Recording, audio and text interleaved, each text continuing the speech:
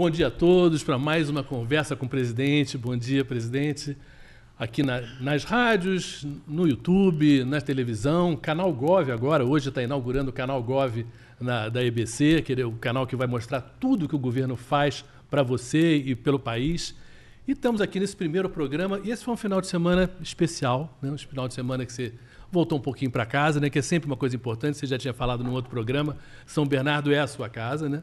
E como é que foi lá o final de semana? Teve também a posse do Sindicato de Metalúrgicos, que de certa maneira também ia estar em casa para o senhor. Como é que foi, de certa maneira, um pouco relaxado esse final de semana? Olha, o show, toda vez que eu volto para São Bernardo, é realmente como se eu estivesse voltando para casa, não para minha casa, para casa de milhares de companheiros que têm uma história de vida construída comigo. Era a posse do Sindicato dos Metalúrgicos. O Sindicato dos Metalúrgicos de São Bernardo continua sendo uma referência no movimento sindical brasileiro.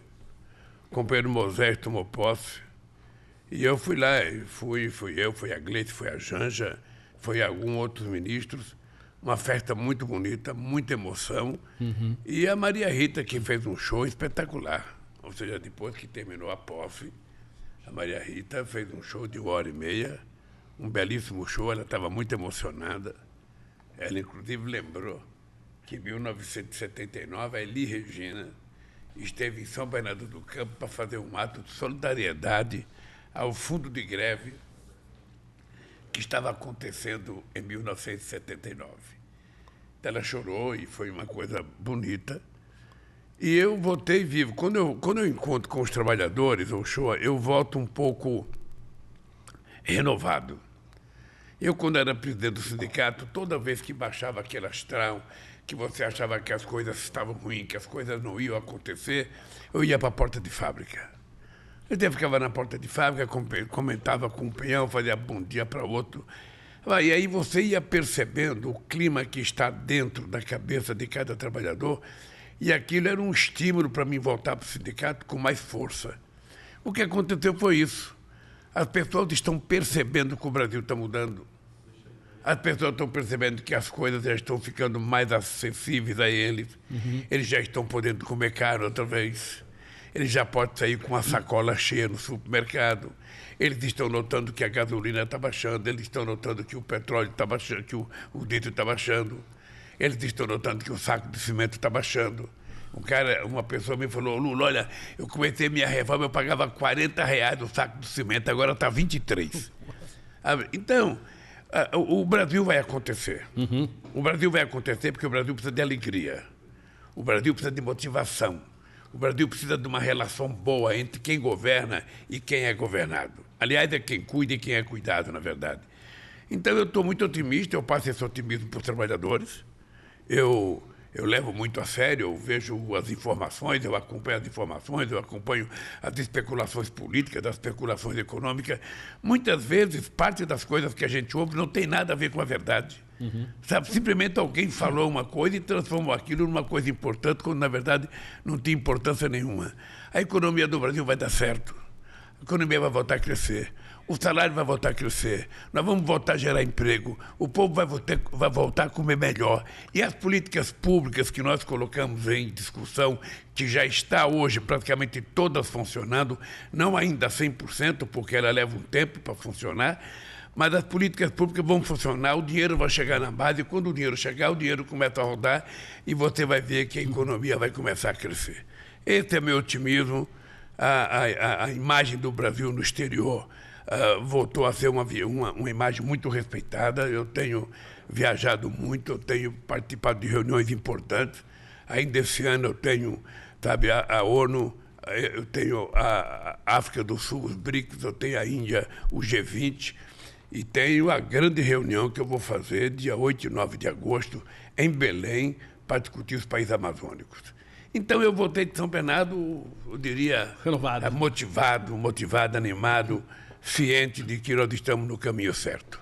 Quando o trabalhador está feliz, significa que as coisas vão indo bem. E nesse aspecto, o Desenrola também está dando uma repercussão na rua muito grande, né? Porque muita gente já resolveu o seu problema, muita gente está muito perto de resolver, e isso está criando também um clima do que você falou, do dinheiro no bolso e voltar a consumir, né? Olha, você está lembrado que isso foi uma peça de campanha. Durante a campanha a gente disse que ia fazer esse programa para abater a dívida de quase 72% da população brasileira que estava endividada. Pessoas que estão endividadas com a conta de luz, com a conta d'água. Pessoas que se endividaram porque usaram o cartão de crédito para comprar comida em momentos difíceis. Sabe? Você sabe que quem tem cartão de crédito, às vezes, esquece de que tem que pagar, né? Então, na hora de comprar, você não vê dinheiro, você põe o cartão. Mas, Um pedacinho de plástico, né? Um tempo depois, chega o valor da tua conta para você pagar. Então, as pessoas que estavam endividadas, nós resolvemos tomar a decisão de ajudar. Ou seja, nós estamos atendendo primeiro aquelas pessoas que devem até R$100, que quase todos vão ser zerados, vão ficar todos livres. Depois nós começamos com a turma que ganha até R$20 mil, sabe, que tem dívida em banco, os bancos estão chamando, e me parece que é um sucesso extraordinário.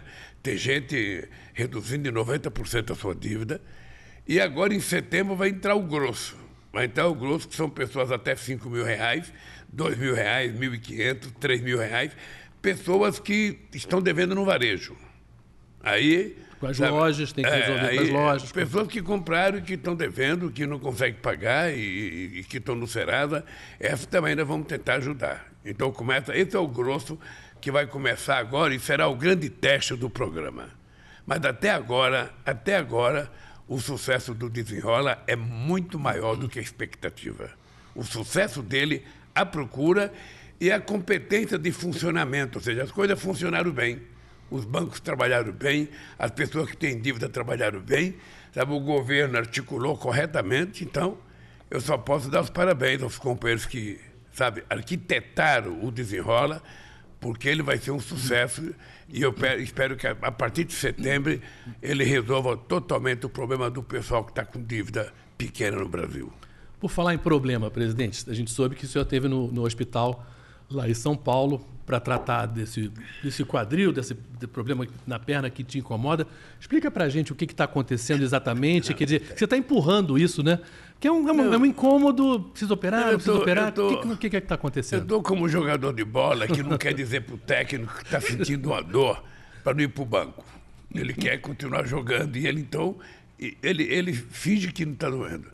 Eu tenho um problema na cabeça do fêmur. Faz tempo que eu tenho isso. Uma vez o médico me disse o seguinte: olha, o presidente, a cabeça do fêmur, essa dor no quadril, só quem vai decidir operar é o senhor, porque é o senhor que sabe o limite da sua dor. Uhum. Vai chegar um dia que você vai dizer, vai ter que operar. A nossa senadora Leila, sabe, aqui de Brasília, ela operou o quadril. Então ela vive me mostrando a radiografia dela para mostrar.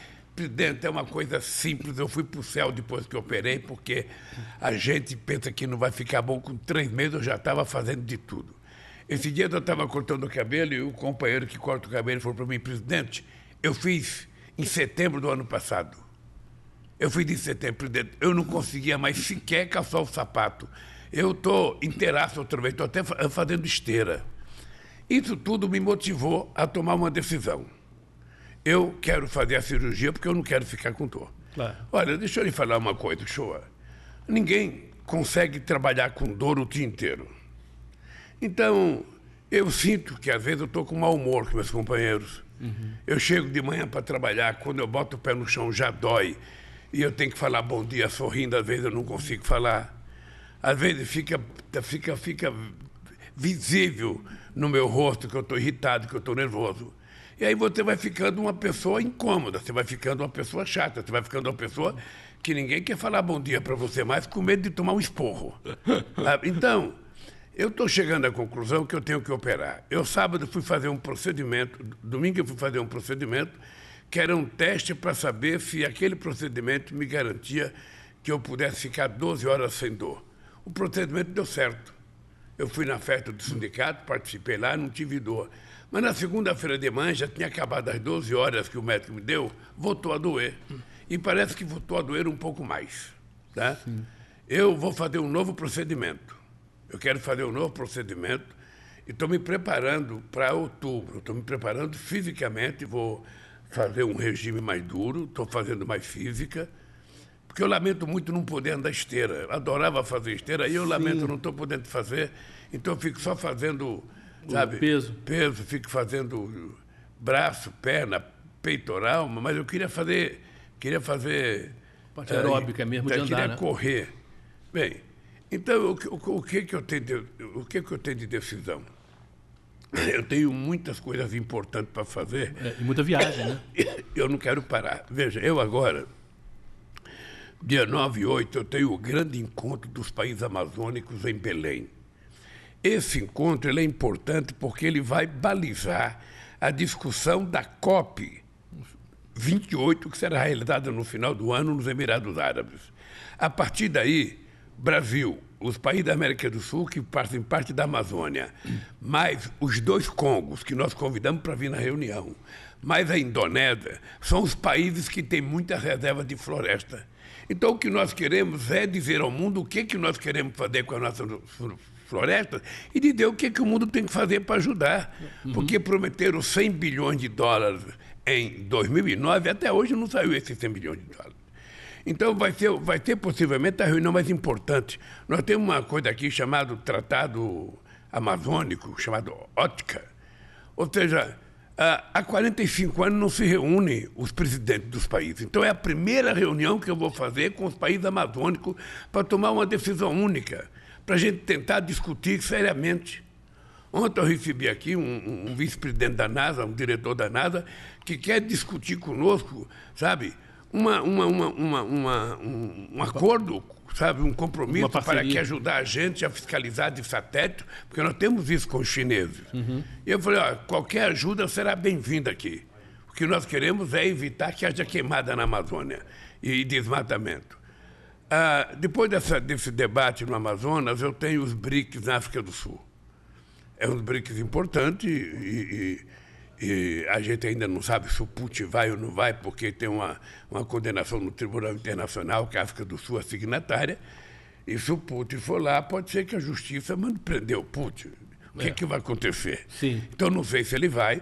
É uma reunião muito importante, eu tenho que estar presente. Depois eu tenho que estar presente numa outra reunião importante, que é o G20 na Índia. E o Brasil recebe a presidência do G20 para 2024. Então, é extremamente importante essas reuniões. Eu não quero faltar em nenhuma delas. Dia 17 de novembro, dia 19 de novembro, eu tenho que ir aos Estados Unidos, na ONU.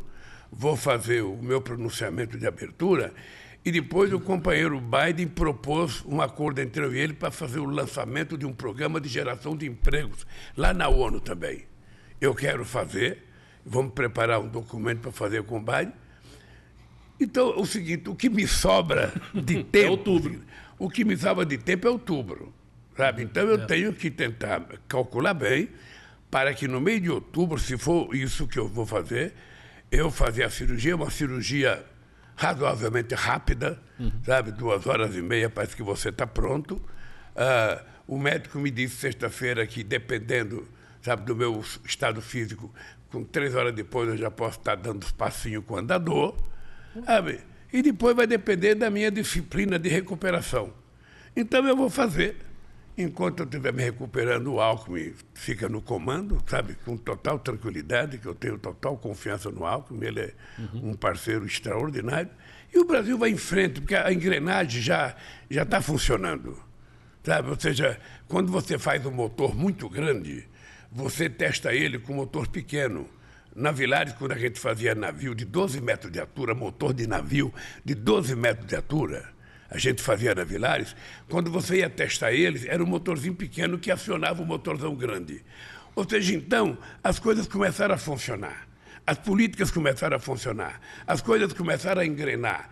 Sabe, universidade, sabe, pesquisa, instituto, tudo está funcionando, o Bolsa Família funcionando, o PA funcionando, a questão da segurança pública funcionando, a Polícia Federal funcionando, ou seja, as coisas estão indo, sabe?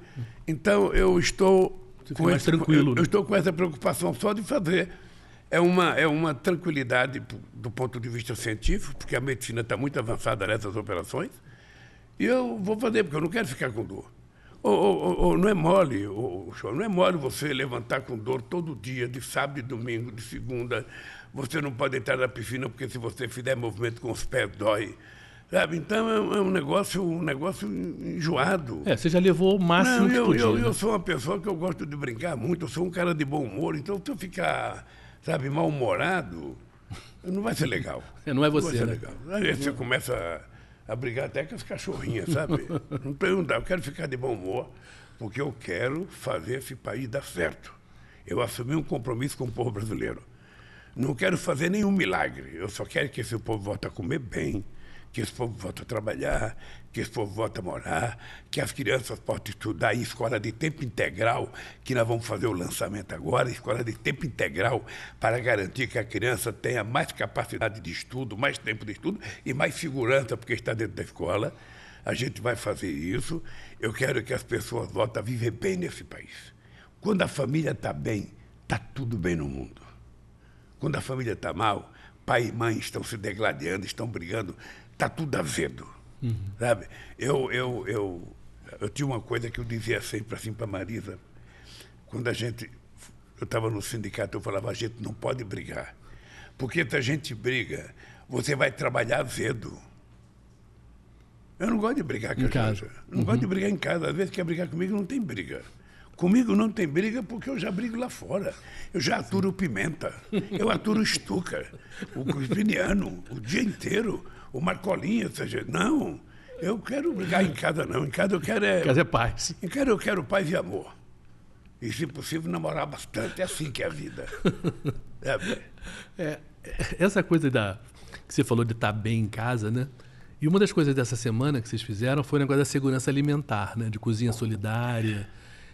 Que é uma coisa bem básica, né? Quer dizer, a pessoa, os programas de governo que vão ligados a uma coisa que é mais, que é a questão da fome, que é a questão das refeições, que é a questão aí maior até de você depois, a Conab ter estoque, quer dizer, tudo isso também é nessa direção, né? O PA foi um dos grandes programas que nós criamos no meu primeiro mandato.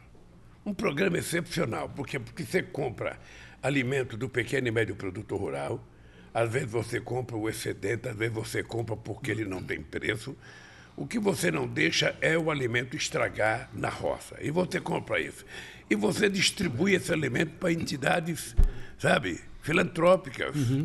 Sabe? Tem milhares de pessoas que precisam desse alimento. Aí o governo compra e distribui. E mais ainda, agora entrou as cozinhas solidárias, que essas cozinhas têm que estar ligadas alguma instituição, alguma entidade que nós também vamos dar, sabe, comida para essas cozinhas solidárias, preparar alimento para as pessoas que estão sem condições de se alimentar corretamente. Então, é muito importante que a gente não deixe. Eu vi uma reportagem esses dias que 30% do alimento se perde entre o campo e a cidade. Ou seja, entre a produção e o consumo, 30% do alimento, né, se perde. Ora, então não é possível se você tem gente com fome e perdendo alimento. Então é preciso que a gente cuide, é por isso que nós criamos o PA. Mas uma coisa importante é que nós também criamos o Mais Alimentos. O Mais Alimentos a gente criou para aumentar a capacidade produtiva do pequeno produtor. Ou seja, se ele colhe 10 laranjas, pode colher 20. Se ele tira de uma vaquinha 3 litros de leite, vamos preparar para ele poder tirar 6.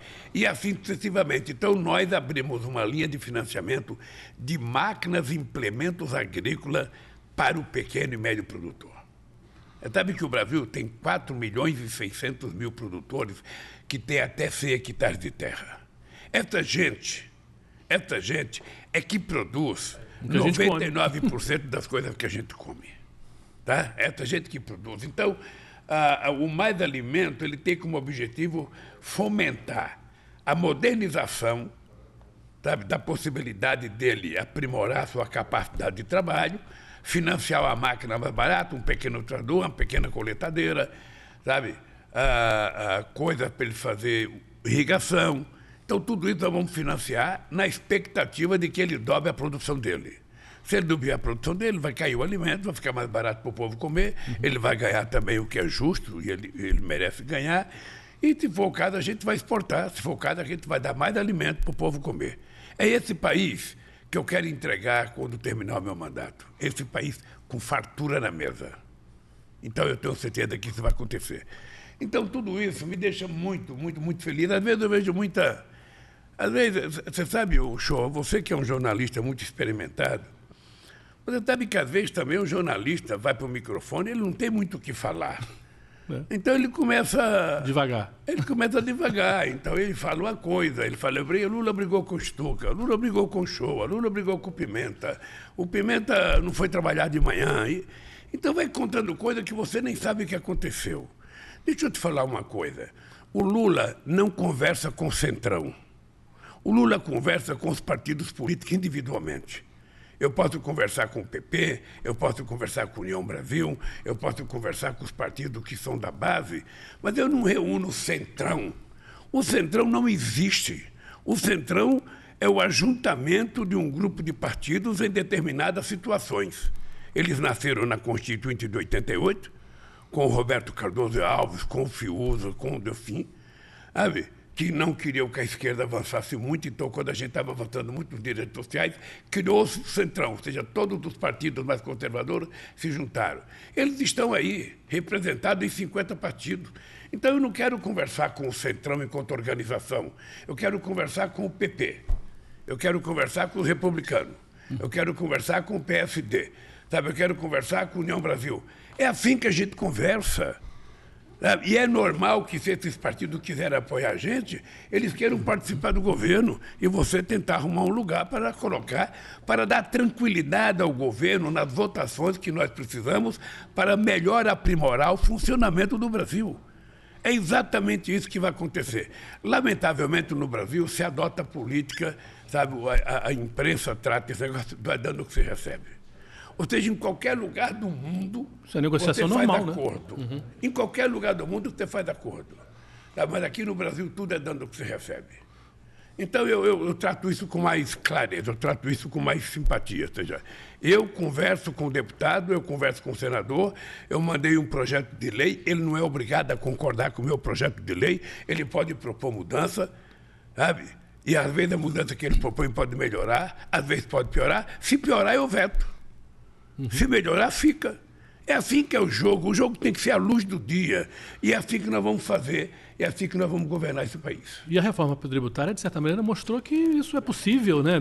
Era uma reforma que há décadas se falava que isso não vai acontecer, né? São muitos interesses e passou, né? Quer dizer, o que mostrou que era possível esse acordo e era desejável por todos os lados, né? Deixa eu te dizer uma coisa.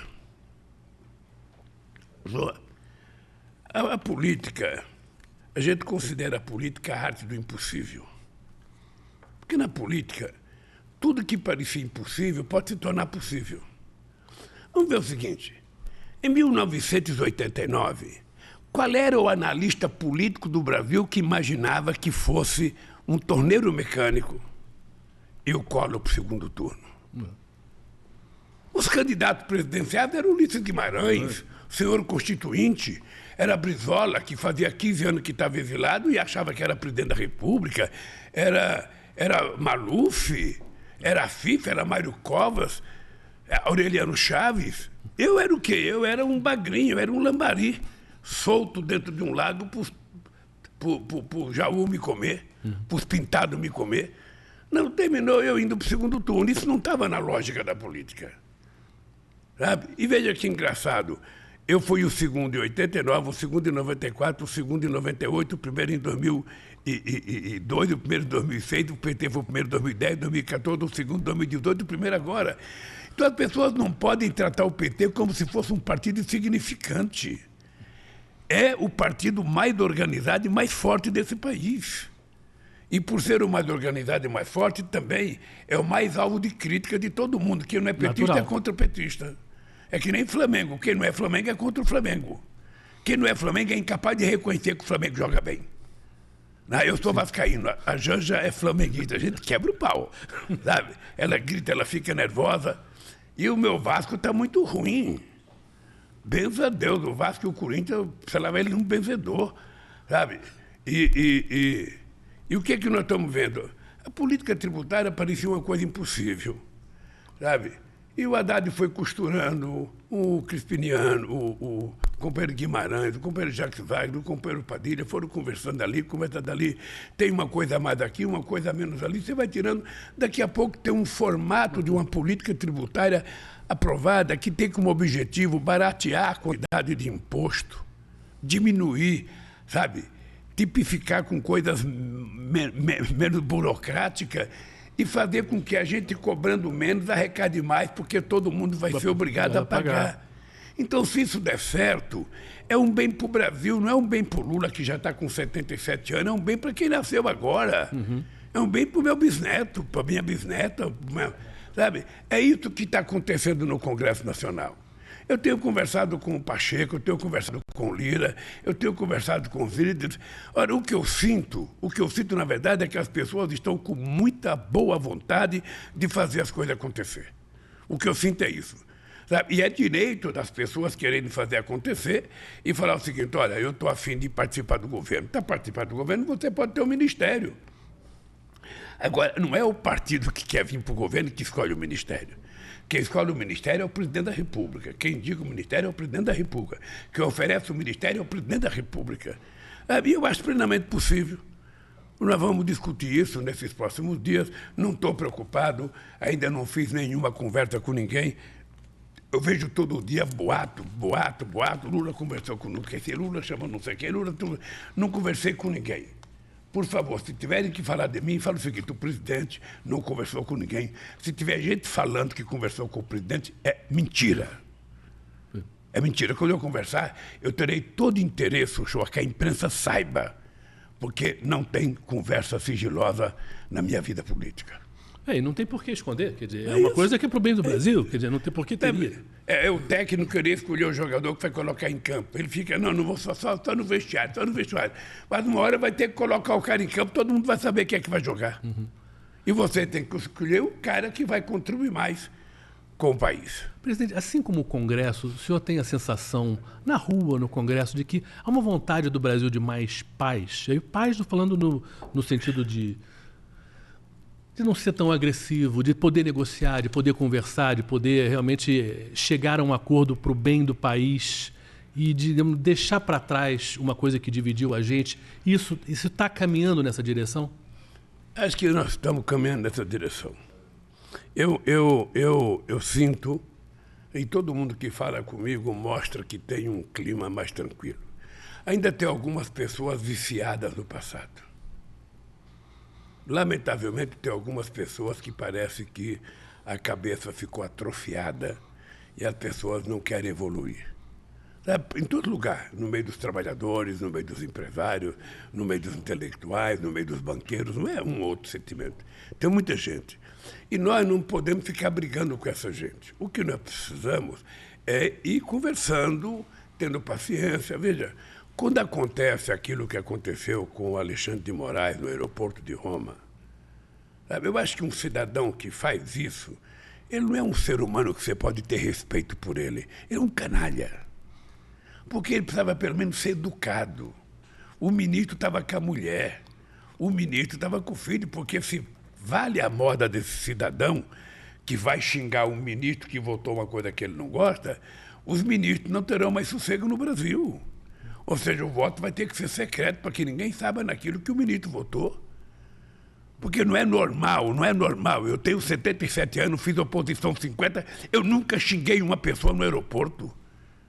Se tivesse lá o meu pior inimigo eleitoral, eu cumprimentava ele e ia sentar noutra mesa. Qual é o direito do cidadão achar que ele pode xingar, que ele pode ofender, que ele pode bater numa criança, que ele pode dar um tapa no rosto de uma criança, que ele pode chamar alguém de ladrão sem nenhuma prova? Sabe? Toda vez, o senhor pode guardar na tua cabeça, pode guardar. Toda vez que você entrar num lugar que alguém te provocar, esse alguém é um 71. Pode ter certeza. Se for uma mulher, se ele for daqueles grosseiros que vai te xingar, ele é um 71. Pode saber que ele tem processo. Ele cometeu algum erro, algum crime, ele já foi processado, ou ele é estelionatário, qualquer coisa. Porque um homem sério e uma mulher séria, se tiver num restaurante, eles não irão ofender ninguém. Eles poderão não gostar, poderão não cumprimentar, poderão nem olhar para o teu lado, mas ofender não vão. Quando o cara ofende, é porque é um 71 mesmo. Pode ir atrás. Pode ir atrás. Eu lembro do cara que ofendeu o Padilha. Eu falei, Padilha, vai atrás para ver. Foi atrás, o cara tinha 17 processos. Sim. Esses são honestos. Sabe? Então, essas coisas a gente não pode brincar. Se a gente quiser tornar o Brasil um país civilizado, sabe, ninguém é obrigado a concordar com ninguém. Ninguém é obrigado a gostar de ninguém. Cada um é aquilo que quer. As pessoas não precisam ser o que a gente quer que elas sejam para a gente gostar, não. As pessoas são como elas são, você gosta ou não. A única coisa que eu peço é o seguinte, vamos nos respeitar. Vamos viver de forma civilizada. Porque, afinal de contas, nós somos tidos como o único animal inteligente e a inteligência não pode ser usada para irracionalidade. É isso que eu peço ao povo brasileiro. Presidente, nessa direção, o que passou, o Flávio Dino passou agora em relação à questão do armamento, né, de ter um maior controle, diminuir o número de armas no Brasil, e essa coisa que estava louca, estava aberta para todo, gente comprando 60 armas como se fosse um exército particular. Isso também é muito importante, né? Porque... Olha, o show é extremamente importante. Veja, tinha uma confusão, se pode utilizar arma, se pode liberar CAC, se pode liberar... Não, eu acho que nós temos que ter claro o seguinte, por que o cidadão quer uma pistola 9mm? Por que ele quer? O que ele vai fazer com essa arma? Vai fazer coleção? Vai brincar de tiro? Porque, no fundo, esse decreto de liberação de arma que o presidente anterior fez era para agradar o crime organizado. Porque quem consegue comprar é o crime organizado e gente que tem dinheiro. Pobre trabalhador não está conseguindo comprar comida, não está conseguindo comprar o material escolar do seu filho, não está conseguindo colocar um brinquedo que o moleque precisa no Natal. Então como é que as pessoas que trabalham vão comprar fuzil, vão comprar rifle, vão comprar 10 pistolas, 12 pistolas, 15 pistolas? Que diabo é isso? As pessoas querem comprar carne, as pessoas querem comprar óleo, querem comprar cebola, querem comprar, sabe, coisa para comer, as pessoas querem comprar coisa para escrever, querem comprar livro, as pessoas não querem violência. Então tem uma meia dúzia aí de pessoas que querem, não, vamos abrir. Eu, sinceramente, eu não acho que o empresário que tem um lugar de praticar tiro é empresário. Eu, sinceramente, não acho. Eu já disse para o Flávio Dino, nós temos que fechar quase todos, só deixar aberto aqueles que são da Polícia Militar e do Exército, ou da Polícia Civil. É a organização policial que tem que ter lugar para tirar, para treinar tiro. Não é a sociedade brasileira, nós não estamos preparando uma revolução, eles tentaram preparar um golpe, FIFO. Nós não. Nós queremos é preparar a democracia, fortalecer a democracia, mais participação da sociedade brasileira, mais participação na política, mais participação na escola, mais participação, sabe, em show de artista, mais participação, sabe, na construção de coisas boas, de coisas positivas. Então, para que arma? Até porque o número de mortes de policiais aumentou. Eu sou totalmente contra. Eu quero que você saiba... Sabe? Eu quero que você saiba que o Brasil vai melhorar o dia que a gente entrar na era do livro, na era da cultura, que é o que nós estamos fazendo agora com a Lei Paulo Gustavo e com a Lei Aldir Blanc. Não sei se você viu o sucesso da Lei Paulo Gustavo.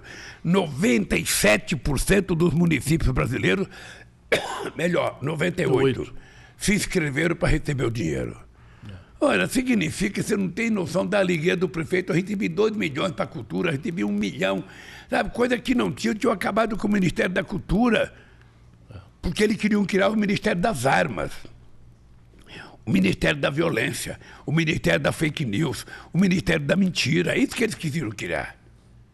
E nós não, nós queremos fazer com que o povo brasileiro volte efetivamente a ser feliz. E tranquilo, não tem nada melhor do que um pai pegar no braço do seu filho, da sua esposa e passear de sábado à tarde, de domingo à tarde, sem nenhuma preocupação com violência. Então, esse país vai ser construído, querido. E eu tenho certeza que você será, sabe, co-participante e co-feitor desse país. Porque nós precisamos juntar as pessoas boas, as pessoas de coração, as pessoas solidárias. Ontem eu estava conversando com as pessoas, sabe o que as pessoas diziam? Ô Lula, no apartamento que eu moro, as pessoas não se cumprimentam no elevador. Aí outra pessoa fala, no meu também não cumprimenta. Ô, gente, a gente entra no elevador, 3, 4 pessoas, arriscado aquele elevador dar um quebra, a gente ficar preso lá dentro e as pessoas não se cumprimentam. Um amigo meu falou assim para mim, ó, Lula, eu moro num lugar que tem uma senhora que mora sozinha no apartamento na frente. Essa mulher nunca me cumprimentou.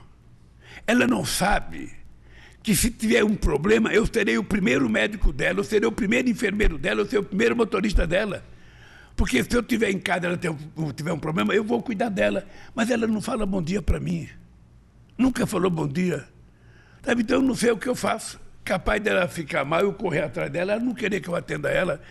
Então, o que eu peço para as pessoas? Gente, a gente não é obrigado a estar no mesmo partido.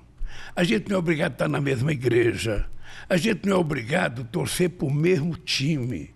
O que a gente é obrigado é ser humanista. É gostar de gente. É gostar do próximo. É ser educado. É ser respeitoso. É bem isso que a gente pede. Sabe, estender a mão para a pessoa que está precisando de alguma coisa. Sabe? Então, é esse mundo que nós precisamos construir. Eu sempre digo que o ser humano aprendeu a viver em comunidade. Né? Quando um ficava doente, todo mundo ia atrás, todo mundo ia visitar, todo mundo ia tentar ajudar. Hoje, nós estamos cada vez mais trancados dentro de casa, cada vez mais isolados, cada vez, sabe, não se convida mais parente para aniversário. Se o parente for pobre, então está fora da lista. Você não convida mais parente para aniversário, para casamento, para nada. As pessoas estão ficando isoladas, se trancando dentro de casa. E quando está dentro de casa, mesmo a família, cada um está com o celular na mão, conversando com o outro, não está conversando com quem está dentro de casa. Então a minha pergunta é o seguinte, que sociedade nós estamos criando? O que a gente pode esperar da humanidade nos próximos 20 ou 30 anos? Nós temos que começar a cuidar agora, sabe? E para mim a palavra mágica é o seguinte, é humanismo. Eu não nasci para ser algoritmo. Eu nasci para ser um homem de sentimento, uma pessoa de sentimento, uma pessoa de coração, uma pessoa que pensa, uma pessoa que sente, uma pessoa que age sempre em função das necessidades daqueles que eu posso ajudar. Senão a vida não tem sentido. E é isso que eu tento fazer nesse país, fazer a nossa vida ter sentido. Eu quero deitar a cabeça no travesseiro toda noite e falar o seguinte, hoje eu fiz o bem para um igual a mim. Hoje eu fiz um bem para uma senhora, hoje eu fiz um bem para um homem, hoje eu fiz um bem para uma criança, hoje eu fiz um bem para o Brasil, eu fiz uma coisa boa para o Brasil. Porque o papel do governante é esse. O papel do governante é cuidar das pessoas. Aliás, a palavra governar deveria ser abolida. É o seguinte, eu vou ser eleito para cuidar. Cuidar do quê? Cuidar do povo. Que povo? Porque tem um povo que não precisa que você cuide. Banqueiro não precisa que você cuide. Você precisa cuidar daquelas pessoas que trabalham, que pagam imposto de renda, aquelas pessoas que estão desempregadas, aquelas pessoas que estão sem casa. É essas pessoas que precisam da figura do Estado. E é para esses que nós voltamos a governar. A classe média baixa, sabe fazer ela ganhar um pouco mais, diminuir o pagamento de imposto de renda dela, porque até o final do meu mandato, quem ganha até 5 mil não vai pagar imposto de renda. Escuta o que eu estou falando. Até o fim do meu mandato, quem ganhar 5 mil reais não vai pagar imposto de renda, porque não é possível. O cara ganha 5 mil, paga 2 de aluguel, gasta 2 com comida e ainda vai pagar imposto de renda? Não, quem tem que pagar imposto de renda é quem é rico, quem vive de dividendo, quem sonega. Não é o povo trabalhador. Então, Joa, esse é o meu otimismo, esse é o meu compromisso e é por isso que eu estou aqui. E é por isso que eu vou fazer a minha cirurgia, se eu precisar fazer, para ficar inteiraço. Porque eu tenho que andar muito esse Brasil, cara. Eu tenho que andar muito esse Brasil para a gente poder levantar a moral da tropa. Presidente, então, para encerrar, essa volta, essa cordialidade, essa paz, essa alegria que você prega, você viveu um pouquinho, né, ontem, né, com a Seleção Brasileira Feminina. Você juntou um timaço de mulheres aqui, né? A Janja estava, as ministras estavam, enfim...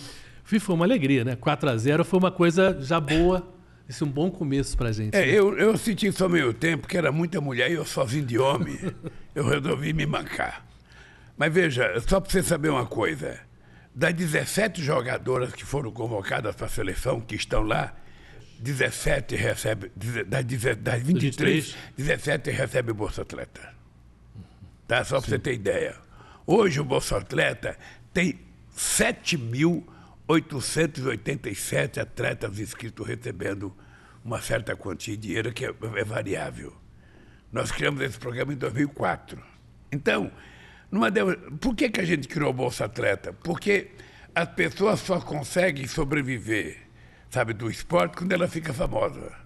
Sim. Se ela ganhar um campeonato de surf, ela fica famosa, vai ganhar publicidade. Se ela ganha de boxe, ela ganha... Mas até chegar lá, às vezes a pessoa não tem dinheiro para comprar um tênis. Um tênis. E não dos melhores, um tênis. Para pessoas correrem. A maioria das cidades não estão preparadas sequer para ter um atleta profissional. Então, o que a gente fez foi criar um programa para ajudar. O que é importante é que cada prefeito desse país comece a se preocupar em que cada cidade tem um estádio, em volta desse estádio tem que ter pista de atletismo, tem que ter a piscina, tem que ter... Condição da gente poder ver essa meninada ter futuro. Então, eu fico feliz. A meninada jogou bem, jogou muito bem. Aquela companheira que marcou os 3 gols, a Ari ela é uma que recebeu Bolsa Atleta. Tá? Ela é uma que recebeu Bolsa Atleta. Então, ela está de parabéns. Plantando dá. Plantando dá. Eu vou voltar aqui. No Brasil, se plantando, tudo dá. Na hora que você investe, na hora que você acredita, na hora que você abre a porta das oportunidades para as pessoas, mesmo aquelas pessoas que você imaginava que não ia para lugar nenhum, ela vai. Mesmo aquelas pessoas.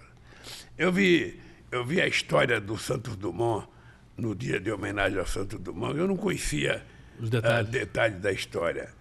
Mas você veja uma coisa, está certo que o pai do Santos Dumont tinha dinheiro, né? Mas o pai do Santos Dumont disse para ele, olha, meu filho, você não precisa ter um diploma universitário. Você vai para lá para aprender eletricidade, mecânica e motor. Vai lá, aprenda.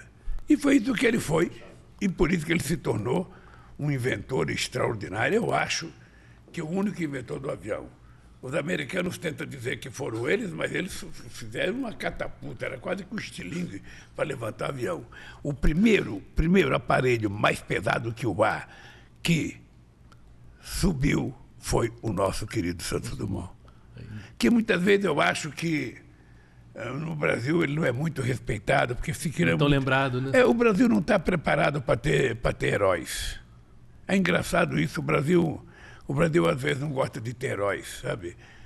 E eu acho que o Santos Dumont é um cara que deveria ser muito respeitado no Brasil, sabe?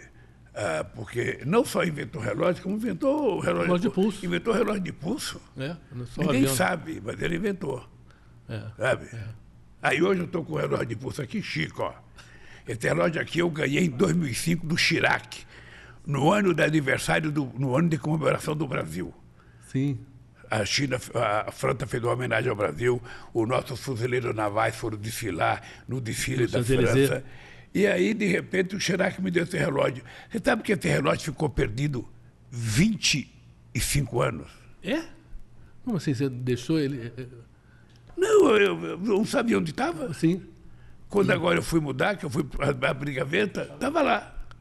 Aí eu estou usando ele aqui para ver se ele está bom ainda. Ele tem um escudo brasileiro. Ó. É mesmo. Pô, especial, então. E tem meu nome aqui atrás. De Chirac para Lula. Bom, feito na França, que foi onde o Santos Dumont voou. Isso. Né, por 14 bis. Aqui é homenagem ao Santos Dumont. Não. Mas é isso, show. Deixa eu lhe falar. A gente pode, nessas conversas que a gente está fazendo aqui, a gente pode fazer o povo ir compreendendo as coisas. Porque a gente tem que conversar com as pessoas. A gente tem que fazer as pessoas entenderem as coisas. Né? Quando a gente começa a discutir essa questão climática, por exemplo, no começo parece uma coisa absurda. Por que estão discutindo o negócio de clima, que a Terra vai acabar, que vai encher tudo d'água? É verdade, as coisas estão mudando. Um calor horroroso. Então, o que eu acho? O que eu estou convencido? Eu já falei com o ministro Camilo. Nós temos que colocar a questão ambiental no currículo escolar. Uma criança, quando começa a aprender, É importante ele saber que Cabral descobriu o Brasil, é importante ele saber que existiu o Zumbi de Palmares, é importante ele saber que existiu o Tiradentes, mas é importante ele saber o que vai acontecer nos dias dele. É importante ele chegar em casa e falar para a mãe dele, você não está fazendo coleta seletiva do lixo, precisa colocar o lixo correto. Sabe? Ô pai, você não pode fazer isso de errado. Você não pode ficar cortando uma árvore. Ora, se nós temos 30 milhões de hectares de terras nesse país degradadas que pode ser recuperada, por que um cidadão tem que cortar uma árvore de 200 anos para fazer cadeira, para fazer cama? Ele que planta uma árvore, quando ela crescer, ele corte. Ele que recupera essa terra degradada e vamos plantar. Planta o que ele quiser, planta mogno, planta figueira, planta pau-brasil, planta jacarandá, escolha o que quer plantar e plante.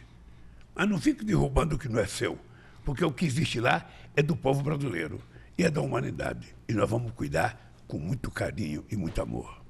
Obrigado, presidente. Mais um programa que conversa com o presidente, uma muito gostosa conversa. Todo mundo, agradeço aí que todo mundo que ouviu a gente no YouTube, quem vai ver mais tarde, nas rádios também, no canal Gov agora, que está inaugurando hoje aqui em Brasília, e vai passar todo mundo saber tudo que o governo está fazendo para a sua vida e para o país de uma maneira geral. Enfim, terça-feira que vem a gente está junto de novo. Muito bem.